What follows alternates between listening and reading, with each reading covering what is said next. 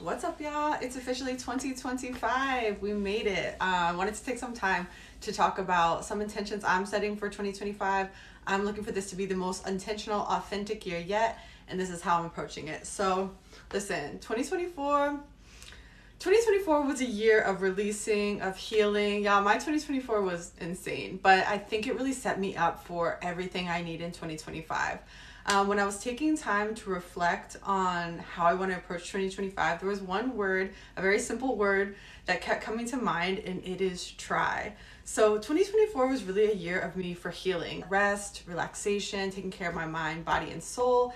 And I think those were the steps that needed to take for me to really be able and ready to put myself out there in 2025, get super intentional about what I'm doing, plant the correct seeds, make sure I'm nurturing the right things in my life, and take action. I think these past few years we've kind of still been feeling some of the reverberation of like weird COVID themes and things that were kind of unraveling from previous versions of ourselves. And I really truly believe that 2025 is the year where we kind of set forth on this new narrative. So I think it's a really impactful time to be super intentional about what you want that to look like. Now, I always joke with my friends, like I was living day by day for a while. And the world has been so crazy. Sometimes it's hard to even like envision out 5 years in advance, 10 years in advance.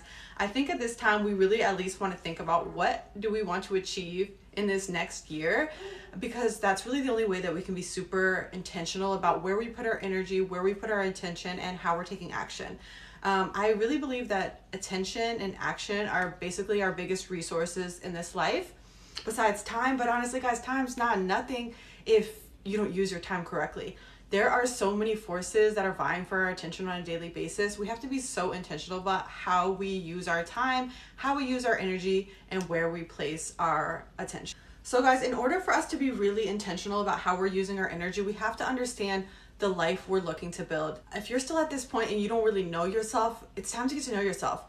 Make yourself the main character. We've all heard it a million times, but the most important project you have in this life is yourself. If you're still focusing on what the next person's doing, or what you have to do for this person or that person, or what your job's requiring of you, you'll always be building someone else's best reality. If we want to get authentic and intentional in our life, we have to understand ourselves. We really got to take the time to reflect and know what we're trying to build, what are our values, and so we can ensure that we are putting our energy in the correct direction. It is so easy to consume other people's lives, other people's media, what the media is telling us about politics, and not be like super intentional about what we believe.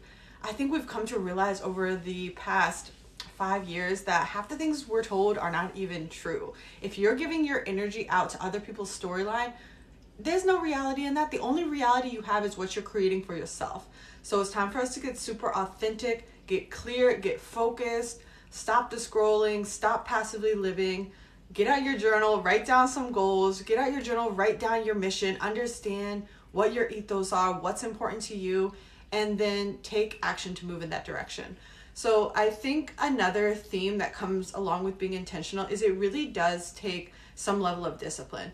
There has to be planning, there has to be methodology. We really got to think about our routines and our rituals and build a lifestyle that gets us moving in that direction. I think like in 2024, I was like, let me just go to the gym and hope things come my way. Guys, we got to get a little bit more specific in 2025. We got to get a little bit more methodical about how we're going about things. Part of this is taking action and start speaking the narratives that you want to see manifest into existence. That's one of the reasons I'm sitting here in front of this camera, because I want to create things that reflect me and reflect my mentality. I've spent so many years working on someone else's dream and getting other people rich. I think this is America, guys. If we haven't done that, we pretty much all have had to do that. But we have so many tools at our fingertips now where we can start to tell our own stories and get authentic and hopefully call in things that really reflect us personally and what our ethos are. And for me, guys, I'm an Aquarius. Like, I wanted to rebel against every system I've ever been involved in. It's really important for me to take steps that are authentic to me. Otherwise, guys, I'm probably gonna blow that shit up at some point. And learning this about myself has been quite the process. There's so many things that were blessings and so many people will be blessed to have that I have called into my life that I burned to the ground. but it's just because, guys, I didn't necessarily manifest those things out of the authenticity of who I really am. It's the age of Aquarius. Authenticity matters. A lot of old paradigms are falling during this time, and we got to get super intentional about how we're using the energy that we have, how we're harnessing our life, what seeds we're planting, and how we're nurturing them. So these are all things I'm thinking about in 2025. I think how we really go about this requires self-reflection. Every person's story is different. Every person's values are different. Getting to know ourselves and building the routines and the rituals that kind of support moving in that direction. So we're trying in 2025. This is the time. And I think another thing we have to think about is trying requires a level of vulnerability. You know, I kind of shielded myself from all vulnerability in 2024. Like, I needed a break. I honestly was burnt out.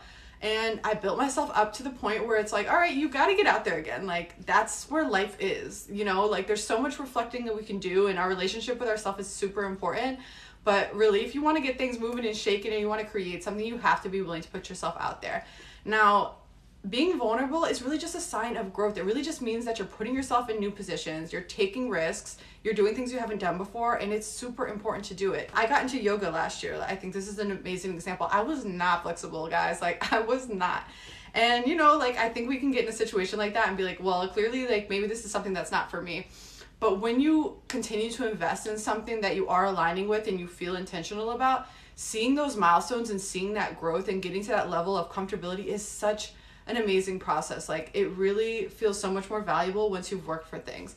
It's gonna require vulnerability, guys. I'm a perfectionist. Like, putting myself out there, even putting myself out there in a video like this is like abnormal for what I'd normally do. But I realize, like, if I'm not doing it and I'm watching someone else do it, whose life am I living? I think it's very important for us to take the steps and put ourselves out there in the ways that we want to be seen, the narratives that we want to tell, and leave our mark, guys. Again, age of Aquarius, we have every resource at our fingertips. Well, those of us blessed have a lot of resource at our fingertips when it comes to technology, and I think we should use those to create new narratives. There are so many crazy, wild narratives they're trying to force down our throats and control us with, and the best way we can combat that is to bring our stories forward. And our stories can be stories of intentionality, can be stories of spirituality. Like, this is needed in the collective energy right now. So if you're a little camera shy, I get it, but I think this is a great time to put yourself out there.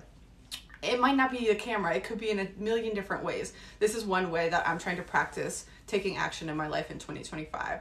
Something else I really realized is it is going to be important for me to invest in myself in this time period.